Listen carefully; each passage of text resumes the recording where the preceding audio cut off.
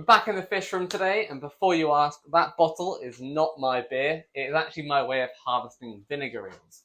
But that's not the topic of today's video. If you want that to be a video, let me know in the comments and I'll do one for you. But we're in the fish room today because a lot of my tanks aren't looking anywhere near as blackwater as I'd like them to be. And that's because I've been doing a lot of maintenance, battling a bit of algae, and I haven't added any fresh leaf litter in a while. So it gives me the perfect opportunity to try a new product that's been sat in my botanical boxes for a while, waiting for the perfect moment. So we're going to be testing it out today and seeing how good they are and utilising it in a few different ways. So let's get started. And that product is Betta Tea by Betta Botanicals. So what it is, let's open one up. Well, actually, first of all, I've got two bags here because there are two different colours that they produce. We have the brown Betta Tea and the red Betta Tea. And they're great for giving the different colours that we want in our aquariums.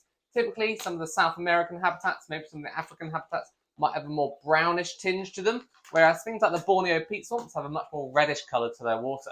And we have specifically designed tea bags which will give you that exact colour that you're looking for your biotope blackwater aquarium. So let's open one of them up. Let's start off with the brown tea bag. Let's open up the packet, and inside we have a whole load of tea bags. And now all the packaging and the tea bags are biodegradable and compostable, so that means we're not harming the environment by using these products. And I just dropped one on the floor. And that's obviously great because a lot of the stuff that we use in our hobby, like the plastic bags, our fish comes in, and all the bottles, all the plant fertilizers and all those sorts of things come in, are obviously not biodegradable. But enough about them, let's get into the actual product. So I'm going to be using these tea bags in a few different ways today and trying out which ones work best. The three things I'm going to try is I'm going to steep it in a bottle, jug, some sort of glass jar, of hot water, and just let all of those nice tannins ooze out into the water to give me a concentrated botanical soup, tannin soup, which I can then add to my aquariums. I'm also going to add one into one of my filters. Hidden out the way, high water flow, it should disperse the tannins throughout the tanks. So I'm going to do that as well. And the final one, I'm going to rip up one of these bags and just add the actual contents to my substrate. And I'll explain why when I get to that. So for the first one I'm going to do is I'm going to get one of these into a jug of water and let it diffuse out all of its tannins over the next few minutes while I then try the other ones. And then we'll do a full recap in maybe tomorrow once all of the tea bags have had a chance to work their magic, and let's see what colours we get in our aquarium.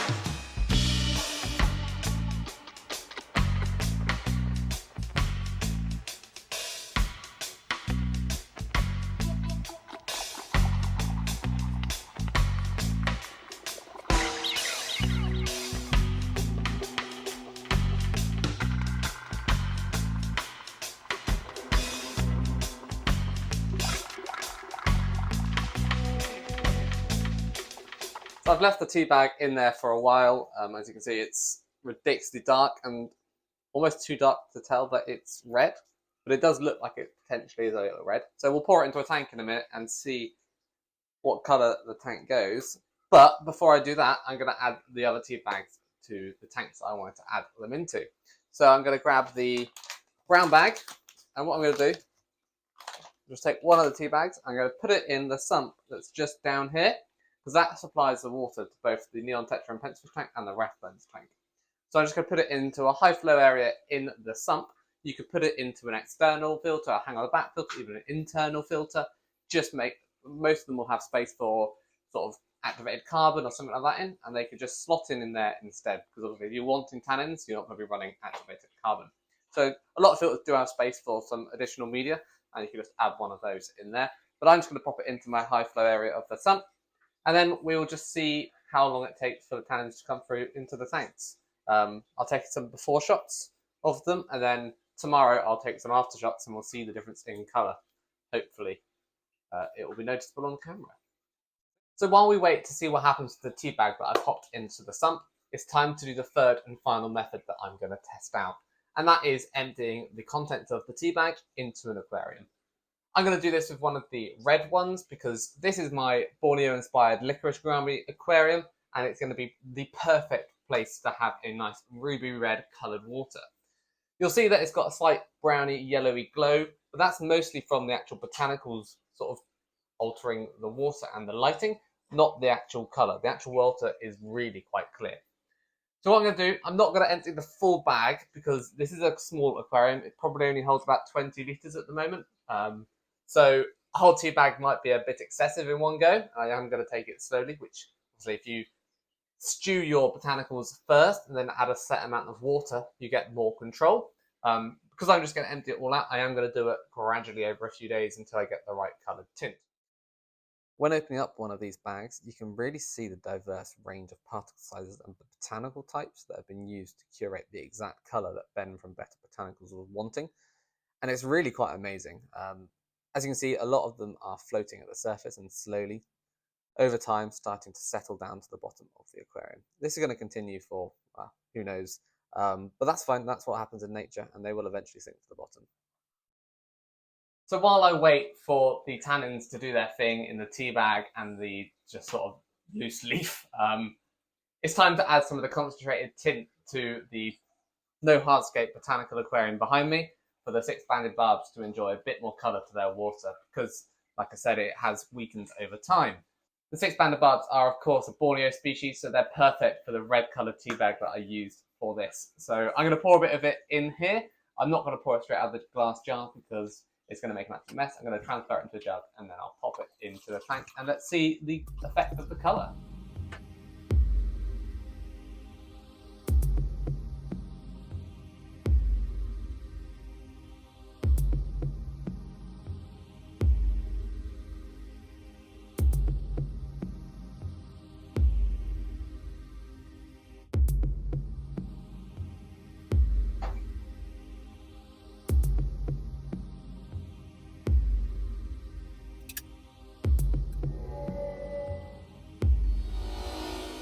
It's now the next day and I've popped in, now the fish tank's lights are on, to check on the fish to make sure that they're doing well after the fresh addition of tannins to their water.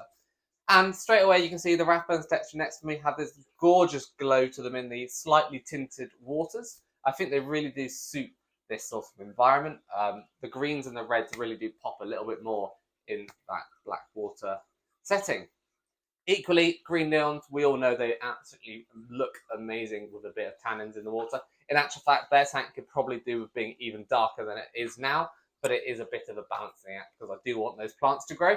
So yeah, for now, I'm happy with that. The fish are looking really good in there, really settled, and yeah, definitely the brown tea bags seem to be doing a perfect job for this aquarium.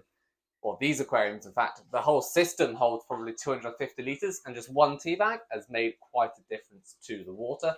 There's definitely scope to add a few more in the coming days or weeks if I wanted to. The Borneo inspired tanks, so the licorice gouramis and the six-banded barbs, also looking really good. A little bit more reddish colour to the water in those and much darker. And I'm already seeing a lot better behaviours from the gouramis, where there's a male and a female that are sort of displaying to each other a bit. I can't capture it on video because the water is too dark now to actually be able to film in there. So I need to try and get my camera out with a flash and take photos of it instead. You would have also seen that I added some of that red tint, which is just behind me here. I've still got plenty of it left. And I imagine if I top that up with some fresh water, that there's probably more life in that tea bag as well. And we'll get even more tannins out of it. But I did add some of that in with my Betta Embellis Slav. And this morning, or today, he has been greeting me at the front of the tank looking a bit feisty. So I added in a mirror for a bit, and you'll see that he is flaring as good as he's ever flared for me. And that is all since I've made the water a little bit darker than I normally do because of the Betta tea. So yeah, this product is superb for exactly what it says on the tin, adding tannins to your aquarium without making you have to add more leaf litter and seed pods to your tank. Because sometimes the tank is just at that perfect point and you don't want to add any more botanicals, but you do want to add that colour back in. And this seems to be the perfect option for that. So I'm really pleased with it. That's pretty much it for this video. Obviously, if you want to check out and use this product yourself, head over to Betta Botanicals. I'll leave a link to the exact products in the description of this video. And if you use AlexB15 as a code in checkout, you'll get 15% off your order. So it's a great time for you guys to give this a try for yourself. I'm sure you'll agree it's really made a difference to my tanks, and I'm sure it will for yours too. And now, just before I end, a little bit of a teaser for you. I did actually use some of the red coloured tannins in this jar here for my quarantine tank, because I've got a fish, or a group of fish, in there ready to go in with the 6-banded barbs, and I want to keep their water parameters similar. So whatever I'm doing in this tank, I'm also doing in the quarantine tank. But I haven't filmed any of that because I don't want to give away any spoilers. That will come soon. And I also got a tank next to the 6-banded barbs, which is an absolute mess. It's completely empty of fish now, and it's time to rescape it soon as well. And then also, outside of my channel, the Practical Fish Keeping YouTube will get relaunched very soon, hopefully. So make sure you go and subscribe over there and be the first people to check out the latest videos which come up. I haven't recorded it yet, but it will be coming within the next month or so. So get ready for that. There'll be even more videos with me in for you all to enjoy. And that's it for this video. So thanks for watching. Hit the like button, and I'll speak to you all soon.